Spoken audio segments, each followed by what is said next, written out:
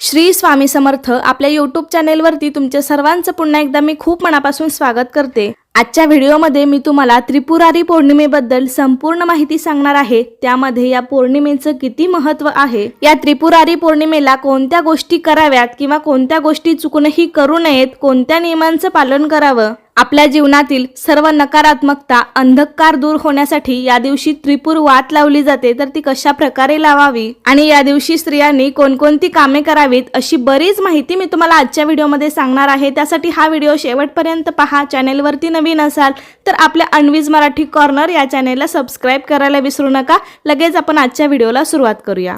या वर्षी शुक्रवारी 15 नोव्हेंबरला आलेली आहे त्रिपुरारी पौर्णिमा। ही पौर्णिमा 14 तारखेला उत्तर रात्री 6:19 लागणार आहे ते 15 तारखेला उत्तर रात्री 2:58 संपणार आहे। तर या पौर्णिमेला त्रिपुरारी असं नाव का पडलं असावं, तर यामागे एक छोटीशी कथा आहे। तर त्रिपुर ह्या दैत्यानं खूप तपश्चर्या करून ब्रह्मदेवाची आराधना केली, ब्रह्मदेवांना प्रसन्न केलं, त्यांना संतुष्ट करून घेतलं। पण भगवान ब्रह्मदेवाला प्रसन्न करताना, त्यांची तपश्चर्या करताना इतर देवांनी त्यांच्या या आराधनेत विघ्न आणण्याचे पुष्कळ प्रयत्न केले, परंतु ते सगळे प्रयत्न व्यर्थ गेले।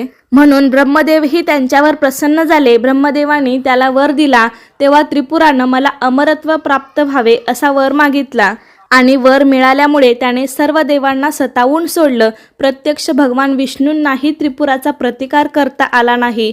तेव्हा शेवटी भगवान शंकरांनी 3 दिवस युद्ध करून कार्तिक शुद्ध पौर्णिमेला त्रिपुरासुराचा वध केला आणि देवांचं गेलेलं वैभव त्यांना सगळं परत मिळवून दिलं। त्यामुळे सर्व देव आनंदी झाले। त्यांनी भगवान शंकरांचे आभार मानले, दीपोत्सव साजरा केला। त्यालाच आपण या दिवशी देव दीपावली असं देखील म्हणतो। म्हणजे थोडक्यात या दिवशी भगवान शिवांनी त्रिपुरासुराचा वध केला होता। त्यामुळे या पौर्णिमेला त्रिपुरी पौर्णिमा किंवा त्रिपुरारी पौर्णिमा या नावाने ओळखलं जातं। या दिवशी भगवान शिवांनी त्रिपुरासुराचा वध केल्यामुळे या दिवशी खास करून भगवान शिवाची पूजा केली जाते। त्यामुळे आपल्या जीवनातील सर्व अंधकार दूर होतो, आपले जीवन प्रकाशमय होते, आपल्या जीवनातील सर्व समस्यांचे निवारण होते, तसेच जीवनातील सर्व नकारात्मकता दूर होते। म्हणून देखील या पौर्णिमेचं खूप महत्त्व आहे। या दिवशी सर्व देवांना त्यांचं वैभव परत मिळालं, सर्व देव आनंदी झाले। त्यामुळे या दिवशी देव दिवाळी सुद्धा साजरी करतात। तर या दिवशी आपल्याला या त्रिपुरारी पौर्णिमेला आपल्याला शक्यतो सकाळी लवकर उठायचं आहे। शक्य झालं तर ब्रह्ममुहूर्तावर उठण्याचा प्रयत्न करा। या दिवशी आपल्याला अभ्यंग स्नान सुद्धा करायचं आहे। जशी दिवाळी आपण साजरी करतो तसाच हा दिवस सुद्धा अगदी आनंदाने उत्साहाने साजरा करायचा असतो। त्यानंतर नेहमीप्रमाणेच घराची स्वच्छता, घरातली फरशी पुसणं, त्याचबरोबर दारामध्ये सडा रांगोळी, उंबरठ्यावरती हळदीचं लेपन, मुख्य दरवाजाचं पूजन, उंबरठ्याचं पूजन अशा सर्व गोष्टी तुम्हाला या दिवशी करायच्या आहेत। आणि त्यानंतर आपली रोजची देवपूजा। तर शक्य झालं तर या दिवशी सर्व देवांना छान पंचामृताने कोमट पाण्याने स्नान घालायचं आहे। तसेच या दिवशी विशेष करून महादेवांची पूजा केली जाते, म्हणजे महादेवांना अभिषेक केला जातो। हा अभिषेक तुम्ही प्रदोष समयी म्हणजे सायंकाळी देखील करू शकता। तर या दिवशी सायंकाळी आधी देवासमोर साधा दिवा प्रज्वलित करायचा, त्यानंतर महादेवांना स्वच्छ पाण्याने जलाभिषेक, त्यानंतर दुधाचा अभिषेक करायचा, शिवपिंडीवरती भस्म लावायचं, शक्य असेल तर पांढरं फूल वाहायचं। शिवपिंडीवरती अभिषेक करताना तुम्ही सोप्यात सोपा मंत्र ओम नमः शिवाय या मंत्राचा शक्य असेल तर 108 वेळा जप करावा। आणि महादेवांची विधिवत पूजा झाल्यानंतर मग तुम्ही तुमच्या देवघरासमोर या दिवसाचं वैशिष्ट्य म्हणजे त्रिपुरी वात प्रज्वलित करू शकता। तर ही त्रिपुरारी वात म्हणजे एक 750 म्हणजे 750 वातींचा एक बंच असतो। तर ही वात आपल्याला प्रज्वलित करायची असते किंवा त्याचं हवन करायचं असतं। आता हल्ली ही वात तुम्हाला पूजा साहित्याच्या दुकानामध्ये सहज मिळून जाते, घरी सुद्धा बनवायला येते, पण त्याला थोडासा वेळ लागतो। शक्य झालं तर घरीच बनवा, कारण त्याचं समाधान खूप वेगळं असतं। पूजा साहित्याच्या दुकानामध्ये तुम्ही त्रिपुर वात किंवा त्रिपुरी वात मागितली तर तुम्हाला ती सहज मिळून जाते। किंवा मग काही जण घरीच बनवतात, तर कापसाचा अखंड धागा काढून ही वात घरीच बनवली जाते। तर अशी ही त्रिपुर वात किंवा त्रिपुरी वात आपल्याला सायंकाळी देवघरासमोर प्रज्वलित करायची असते। आपल्या आयुष्यातला अंधकार, आयुष्यातले दुःख, आयुष्यातले वाईट गोष्टी, आपल्याकडून घडलेलं पाप हे सगळं जळून जावं म्हणून या दिवशी त्रिपुरारी वात जाळली जाते। जर तुम्हाला शक्य झालं तर शिवाच्या मंदिरात सुद्धा तुम्ही अशी एक वात प्रज्वलित करा। राक्षसी वृत्ती जाळणे म्हणून त्रिपुर वात जाळली जाते। बघा, अनेक जणांच्या घरामध्ये सुद्धा अनेक लोकांचा खूप वाईट स्वभाव असतो, राक्षसी वृत्ती असते। आणि तीच राक्षसी वृत्ती जळली जावी म्हणून ही वात जाळण्याचं खूप महत्त्व आहे या दिवशी. त्यामुळे अशा प्रकारे आपल्याला या पौर्णिमेच्या दिवशी त्रिपुर वात 750 वातींचा एक बंच असतो, तर ती वात आपल्याला या दिवशी प्रज्वलित करायची आहे. त्रिपुरारी पौर्णिमेला काही जण कार्तिक पौर्णिमा किंवा काही जण त्रिपुरी पौर्णिमा या नावाने सुद्धा ओळखतात. एकादशी पासून सुरू झालेला तुळशी विवाह करण्याचा हा पौर्णिमेचा शेवटचा दिवस असतो. तर आपण जी त्रिपुर वात लावणार आहोत तर ती आपल्याला सायंकाळीच लावायची आहे. त्याचबरोबर या दिवशी दीपदान सुद्धा केलं जातं. म्हणजे या दिवशी घरात, घराबाहेर, देवळात दिवे लावले जातात. घराबाहेर व देवळात ही दिव्यांची आरास करून पूजा केली जाते. जसे आपण दिवाळीला घराच्या बाहेर दिवे लावतो तर त्याचप्रमाणे या दिवशी आपल्याला बाहेर जास्तीत जास्त दिवे लावायचे आहेत, म्हणजे दीपदान करायचं आहे.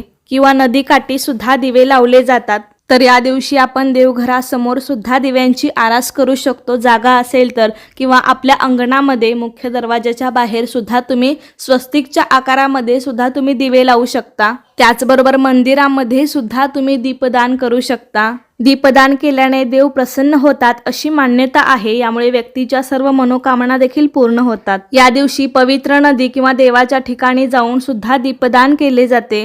तसेच या दिवशी नदीत स्नान करण्याला सुद्धा विशेष महत्त्व आहे. या दिवशी कित्येक ठिकाणी मंदिराच्या परिसरात शेकडो दिव्यांची रोषणाई सुद्धा केली जाते.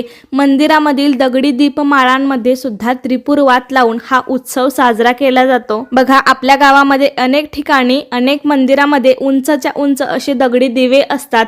तर या दिवशी ते सर्व दिवे प्रज्वलित केले जातात. सर्व दगडी दीपमाळा सायंकाळी वाती लावून उजळल्या जातात. तर असं हे दीपदानामागे खूप मोठं महत्त्व आहे. त्यामुळे या दिवशी आपल्याला आपल्या अंगणामध्ये भरपूर दिवे, त्याचबरोबर आपल्या मुख्य दरवाजाच्या दोन्ही बाजूस तुळशी समोर तरी दिवा लावायचाच आहे.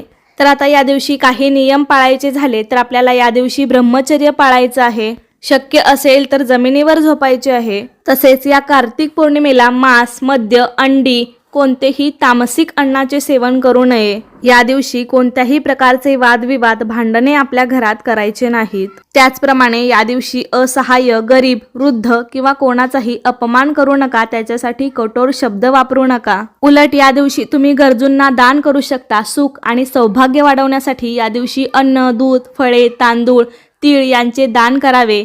किंवा आपल्या यथाशक्तीनुसार वस्त्र आणि दक्षिणा दान करावी. त्याचबरोबर या दिवशी पौर्णिमा आहे तर सायंकाळी पाण्यात थोडे दूध, तांदूळ आणि साखर मिसळून चंद्राला अर्घ्य अर्पण केल्याने चंद्राचे आशीर्वाद सुद्धा प्राप्त होतात. तर अशा प्रकारे आपण या दिवशी जास्तीत जास्त चांगल्या गोष्टी करण्याचा प्रयत्न करावा. राक्षसी वृत्ती जाळून टाकावी.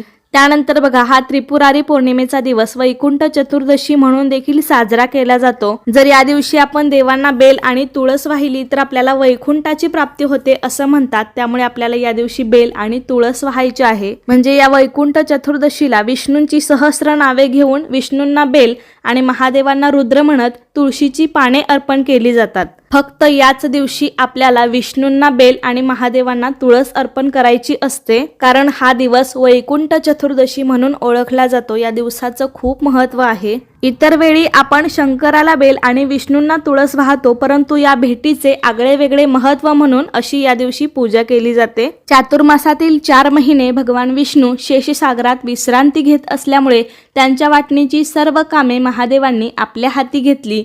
त्याच वेळेस त्रिपुरासूर नावाचा दैत्य पृथ्वीवर हाहाकार माजवत होता. त्याच वेळी ब्रह्मदेवांकडून वरदान मिळाल्यामुळे तो उन्मत्त बनला होता. त्याला नियंत्रणात आणण्यासाठी, नायनाट करण्यासाठी सर्व देवतांचा समूह महादेवांकडे आला.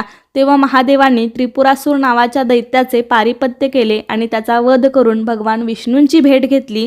तसेच 4 मासांचा कार्यकाळ संपून वैश्विक व्यवहाराची सूत्र विष्णूंच्या हाती सोपवून महादेवांनी तपश्चर्याला जाण्यासाठी प्रयाण केले. तेव्हा हरिहराची ही भेट अविस्मरणीय ठरली. म्हणून या दिवशी जो नर नारी या दोहींचे स्मरण करून बेल आणि तुळस वाहील, श्रद्धेने प्रार्थना करेल, त्याला मरणोत्तर वैकुंठ प्राप्ती होईल असा आशीर्वाद महादेवांनी दिला. म्हणून वैकुंठ चतुर्दशी पाठोपाठी त्रिपुरारी पौर्णिमा हे दोन्ही दिवस दिवाळीसारखेच साजरे केले जातात. आणि म्हणूनच या भेटीचे आगळे वेगळे महत्त्व म्हणून या दिवशी विष्णूंना बेल आणि शंकराला तुळस वाहिली जाते. तसेच हा दिवस महालक्ष्मीला प्रसन्न करण्यासाठी खूप महत्त्वाचा दिवस आहे.